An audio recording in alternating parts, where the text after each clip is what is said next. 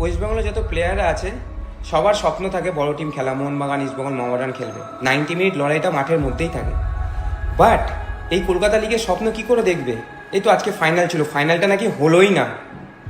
এই বার্তাটা কোথায় গেল? কলকাতা লিগের জন্য গেল না, যে ওয়েস্ট বেঙ্গলের যে কলকাতা লিগটা হতো সেই কলকাতা লিগটা আজকে হলোই না। কিসের জন্য হলো না? যারা আছে তারা কি করছো তোমরা? তোমাদের জন্যে আজ বাংলার প্লেয়াররা হারিয়ে যাচ্ছে, তোমাদের জন্যে। আর সন্তোষ ট্রফি চ্যাম্পিয়ন হয়ে আসলো আমাদের বাংলার ছেলেরা। থ্যাংক ইউ সো মাচ যে মাননীয় মুখ্যমন্ত্রী আমাদের বাংলার ছেলেগুলোকে সবার অ্যাটলিস্ট ঘরটা বাঁচালো, সবাইকে চাকরি দিয়ে।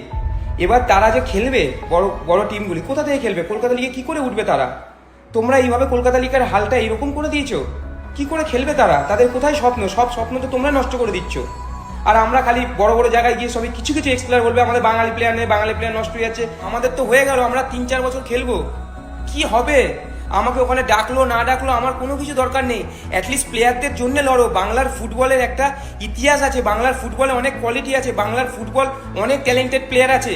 তারা হারিয়ে যাচ্ছে শুধুমাত্র পলিটিক্সের জন্য, শুধুমাত্র পলিটিক্সের জন্য। পুরো ওয়েস্ট বেঙ্গলের একটা মান সম্মানের ব্যাপার আছে, এটা পুরো বাজে একটা বার্তা যাচ্ছে। একটা কোনো অর্গানাইজ নেই, কিচ্ছু নেই। আমি আজ অ্যাজ এ নর্মাল প্লেয়ার হিসাবে বললাম, আমি পবিত্রা হিসাবে বলতে চাইনি আর বলতে চাইও না। আমি সবসময় বাংলার জন্য লড়ে এসেছি, বাংলার প্লেয়ারদের জন্য লড়ে এসেছি, আজকেও লড়বো। ক্যামেরার সামনে কি কিছু এক্স প্লেয়ার বলছে যে আমাদের বাংলার প্লেয়াররা হারিয়ে যাচ্ছে, বাংলার প্লেয়াররা হারিয়ে যাচ্ছে। বাংলার প্লেয়াররা হারাচ্ছে না, বাংলার প্লেয়ারদের হারিয়ে দেওয়া হচ্ছে। আর ছেলেগুলো সব চ্যাম্পিয়ন হয়ে আসলো। ওই তো এই টিম সাইন করেছে, ওই টিম সাইন করেছে, একটা সুযোগও তাদের দিচ্ছে না। আরে তাদের তো দিতে হবে, কেন? তাদের ছাপ্পা নেই। আমি কি প্রবীর দাস, আমার থেকেও আমরা যারা রিসেন্ট আইএসএল এ ফুটবল খেলছি না, তাদের থেকে টপ কোয়ালিটি প্লেয়ার আছে কলকাতা লিগে। তারা খেপ খেলতে চলে আছে, কিসের জন্য? এই তো কলকাতা লিগের হাল।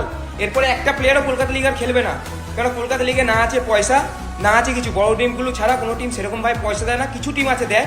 আর তারা বাকি মাসগুলো কি করে চালাবে? তার জন্য তারা খেপ খেলতে চলে যাচ্ছে।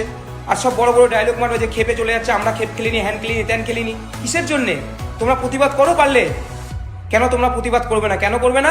আমি যদি কিছু বলি আমাকে ওখানে ইনভাইট করবে না। ভাই আমার দরকার নেই, যতদিন ফুটবল খেলবো, তারপরে কেউ ডাকুক না ডাকুক কোনো ব্যাপার নেই, কিন্তু বাংলার ফুটবলের জন্য লড়ছি আর লড়ে যাব। এমনিও আমাদের কদিন পর কেউ চিনবে না। আজকে প্রবীর দাস, কালকে খেলা ছেড়ে দেবো, হাই হ্যালো ভাই, এরকমই হবে। চেয়ার সবার সমান থাকে না, প্রত্যেক দিন সবসময় থাকে না, সবসময় থাকে না। চেয়ার আজ আছে কাল নেই। আরে ভাই যতদিন আছে একটু কাজ তো করো। সব কিছুতেই যদি আমাদের দিদি দেখে তবে কি করে হবে?